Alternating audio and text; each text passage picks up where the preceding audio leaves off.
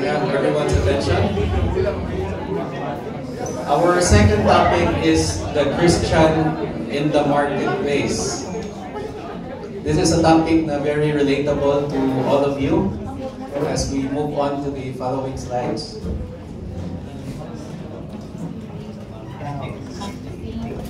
And for this topic, we start with the parable of the seed, no? Taken from Mark chapter 4, verse 18 to 19. And I urge everyone to please read together with me. Those sown among thorns are another class. They have listened to the word, but anxieties over life's demands and the desire for wealth and cravings of other sorts come to choke it off. It bears no yield.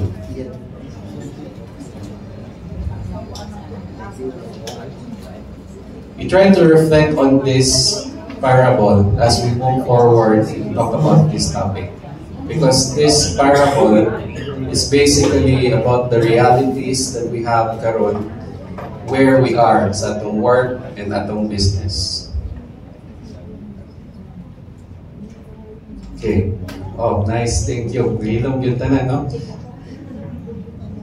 So, again, those sown among thorns are another class. They have listened to the word, but anxieties over life's demands and the desire for wealth and cravings of other sorts come to choke it off. It bears no yield.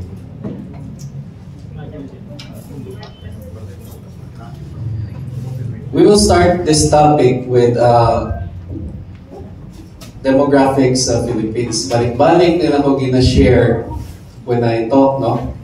Especially on the situation of nato tanan. Way back when I'm asked to make a business proposal or business plan, I always go back to these numbers to get a feel of the situation that we are all in. So basically, as you already know, in the Philippines, there are about 120 million people by this time. Out of the 120 people all over the Philippines, based on the study that the Philippine Statistics did, okay, usual average household across all the regions is 4 people per household. Uniform, wala sa tuyua. But if you notice, sa katong medyo kanang sa una na generation, mas daghan kong anak. But ang mga generation karon, di na kayo sa ganahan daghan ng anak. Ngano kahanan? Mahal na sigurong tuition. Mahal ng taman. Naingon din mahal pa ng bisyo ang asama. So, 4 no, ang average household karon across the Philippines. Now let's take a look sa socio-economic numbers that we have. And this is based on statistics also. So, ang kaming gitawag na to Class AB, which is comprised of 1% of all the families or households in the Philippines, has a combined income of around 150,000 per month. No? 150. Combine na si mommy, daddy, ilang income, 150. Ang kanang nag-abot ani na number is 1% of the families. Ang kaning C na segment, 9% of the households combined income of around 50,000 per month. Now, Ang kaming D o E, this is the one that I like to point out. Ang D, the D, class D in the socioeconomic classes is earning combined of around 15,000 per month. And the class E, 5,000. You combine the D and E, that's 90% of the household of the mga families around the Philippines. That is the situation of the Philippines. Why are we talking about that? Because this forms part of ato ang moral responsibility, no? And you will know more about it. So, ang assumption here is, kita tanan, most likely you are in the A, B, or C. Kung A, B ka, most likely you are a businessman, you're a professional, you're one of the decision makers, or an employer. If na ka sa C, most likely you are a manager, most likely you are a starting professional, or a supervisor.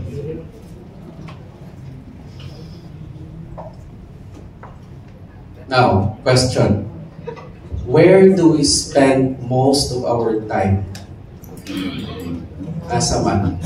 It doesn't matter whether you're a businessman or a professional. Asa inyong oras mostly. Monday to Friday. Workplace. Yes. And kung asa ka, mostly, that is where you are constantly tested. That is why ang kanina to, ang iyahang prerequisite, if you remember from the last talk, is loving God and neighbor. And we talked about in that topic the ideal of God, of emulating God. Siya mo yung standard na itong sundon. Okay? Because you always be gonna be tested in business, in your careers. And if wala kay standard, the perfect standard, dali ra jud kay ka maswing. So, what is the situation in the marketplace? Number one, most people are struggling to make ends meet. Maski kita diri tanan, I am sure that walay immune to struggles, especially financially. Maski pa gatong mga negosyante dire, sigurado ko ni-agi or ga-undergo og financial kanang struggles. Di ba? Kami mismo, we have 5 kids. And di siya sayon. Kaya pila naman ang tuition karon. Mahal kayo ng tuition. So, on top, na by amortization sa house, everything. So, if dili ka anchored in your values, there are several shortcuts that might tempt you to just do the easy way. Second, businessmen push to comply to a deeply rooted system of corruption. Ang kaning mga negosyante diri, dili man necessarily ganahan mohimog mga corrupt practices. Ganahan sila muhatag para musayon ang ilahang kinabuhi, musayon ang mga documentary requirements, mga documentary ng mga needs or whatever that needs to be complied. But sometimes, or in most of the time, for business people, mapokus nga naman, nangay-langayon, naiuban, tuyoon yun na i-reject an application for a certain permit.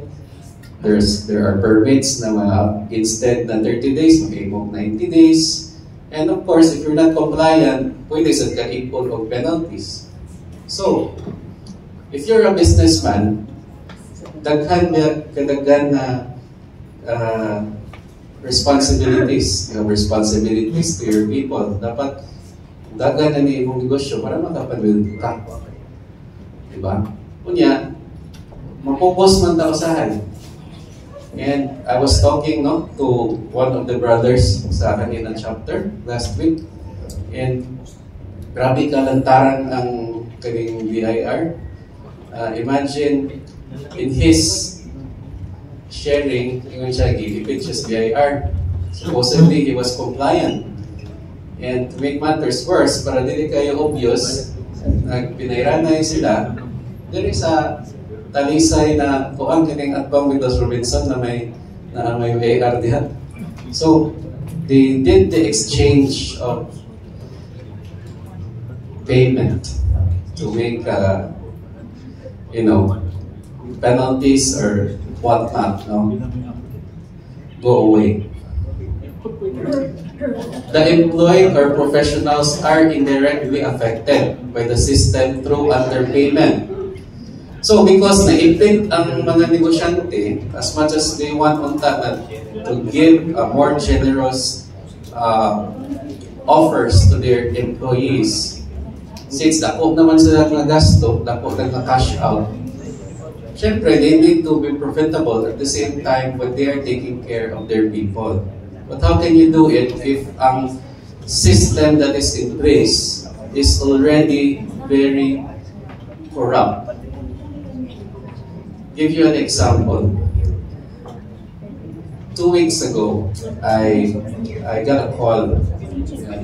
Bro, kanang familiar kaning solar farm sa somewhere north.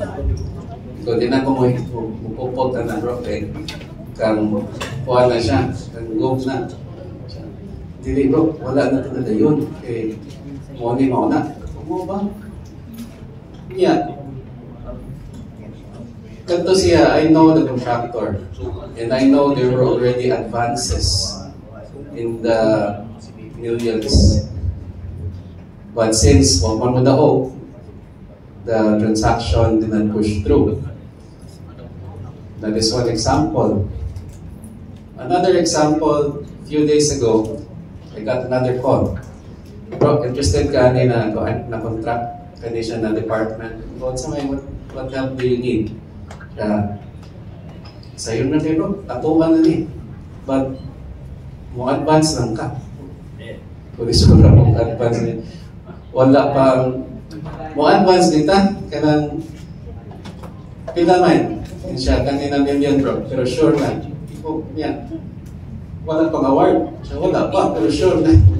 Hindi lang kuha na bro. Correct. Hindi na kumanton. But so I did call some of our brothers who's into the business, and they told me, mauna na siya more, sadly. From the SOP of 20%, some make it 25 to 30. Nga naman. Because ang 20 ko padong sa mga department heads. So, katong mga galamay ni department head, kailangan po sila makita. So, na ay 5 to 10%. And that is the patakaran na kuno baron. Kumawa, murag isura ko. That is the exact reason that we're trying to veer away with kanan government contracts. No? So anyway, going back to our topic, sometimes maipit yung ta sa situation tungod sa system that is there. So sad. So because of that same topic that we're talking about, the deeply rooted corruption, what suffers that impacts everyone is the services. Our roads, mga baha, hospitals na barely functioning, government services na maihap lang ang provide o timely na service. If there is one na I can cite na medyo efficient na government entity na 5 minutes na human ko. Tagana, pinsan na government entity. PRC. Yes, one of the very few na paspas. So, going back sa parable. Those sown among thorns are another class. They have listened to the word, but take note. But anxieties over life's demands and the desire for wealth and cravings of some sorts come to choke it off, and there's no yield. So, if mamalandong ka, it's really the anxieties trying to push us, trying to make us the victims, no, of the situation. And I believe all of us here, because of kaning mga talks that we have, this is an opportunity to further be reminded on the anchor that we have. So, mo to ang gihisgot, no? Ang prerequisite, ani, is the talk before, which is the Christian ideal of loving God. So, ako rin i-brush through. Loving God here basically is about making God the standard or the anchor. Imuhang moral compass. Because without it, maglisod yung navigate sa tuwang situation. Loving God our neighbor. Kabantay mo, kaming sa situations sa marketplace, sa inyong work, or sa inyong business, usahay, lisod kayo i-love ang neighbor. Nga naman. Wato ka government na entity or offices, most of the time, no, gamay ra, makihap lang siguro na gangisi, na di kadugay-dugayon. Sakto? Ako ba, nagpa-pedicure? I'm not generalizing anitanan, but this is based on the observations sa realities lang. So, what is God's plan for us in the marketplace? Tulong na niya, very simple. Number one, si God came to save us by dying in the cross. And by dying in the cross, wala tayong pili, mas ipinsa ato, i-save. Second, i-save naman ta niya, tanan anak man ta ni Jesus, God. We need to transform. No? According to Romans chapter 12 verse 2, do not conform yourselves to this age, but be transformed by the renewal of your mind, so that you may judge what is God's will, what is good, pleasing, and perfect. And it is through that transformation in each of us that will help us being instruments. Kita tanan diri, we are instruments to each other. Si Bro Jess was the instrument na naabot ni Nadel diri specifically. He continues to be the instrument of being the fisherman of men. So, the Christian attitude and response toward work, according to Genesis chapter 2, verse 8 to 15, and the Lord planted a garden toward the east in Eden, and there he placed the man whom he had formed. Then the Lord took the man and put him into the garden of Eden to cultivate it and keep it.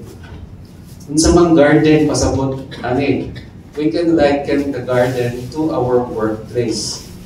The workplace na to is an opportunity to cultivate it and keep it. Therefore, work is a gift. The Christian attitude and response toward work. Now, work can be a platform to help wherever you are. Lain-lain tag specialty, lain-lain ta of professions. But in one way or another, using that workplace, that can be a platform to help. Daghan kay kailangan or daghan kay pwede tabangan. Gahuwat lang yun o tabangan. No? So, platform to help ang atoang work. Second, when we are in the marketplace, sometimes daghan kayo of negativity, sometimes there are bashers, sometimes daghan would dissuade you by telling you, si kuan man gani, si kuan man gani. The statement, si kuan man gani is neutral. But when you say the certain example, in most cases, dili good ang example. Si Mayor man gani, si Kung ano gani. So, the point here is we do everything for the Lord. FTL. So in Colossians chapter 3, verse 23-24, whatever you do, work at it with your whole being. Do it rather for the Lord than for men. It is Lord Christ you are serving. If money ang mindset when you serve, when you do your business, when you put it in your mind na para man ni Lord. So, kaning pagtabang para ni Lord. So, bahala na nag-unsay mga ipangsulti suban, di ka matando if you offer it to the Lord. Pursue and protect. Naani siya acronym, no? For the values that you need to pursue and protect. And that is the acronym for riches. Unsa ang letter R? What value is letter R? Any guess, brother? Respect. So, one of the values you need to pursue and protect sa workplace nimo, sa work, is respect. Unsa ang letter I? Integrity. Very important. Intimacy ko na rin ang siguro. Kahit doon na topic, bro. Unsa may letter C? Compassion. Very important, compassion sa workplace. Sometimes we get offended or angered by our colleagues or kauban sa business. But sometimes, if you dig deeper, no, and using this value of compassion, mas makasabot ka na usahay nila yung inana ang mood or inana iyahan the way he or she talks. It's because of situation niya. Kung sa may letter H, sama yan. Humility. Sakto na? Sakto. Humility. So humility is also about when naka sa business, naka sa work, it's not always about the opposite of pride. It's also about knowing when to ask for help. You agree? Sometimes lisod ba yan, no? Say, kanang tuo ka na ikaw ra. Yan, lisod kayo isangpit. This will help. What is letter E? Excellence. Okay, para man sa Ginoo, ato agin pa din kamutan to the best atong ability. What is letter S? Service. And last, sa may P? Trust. Ano yung advance na din nagbasa ni Hada? Ato na din paspasa? Okay.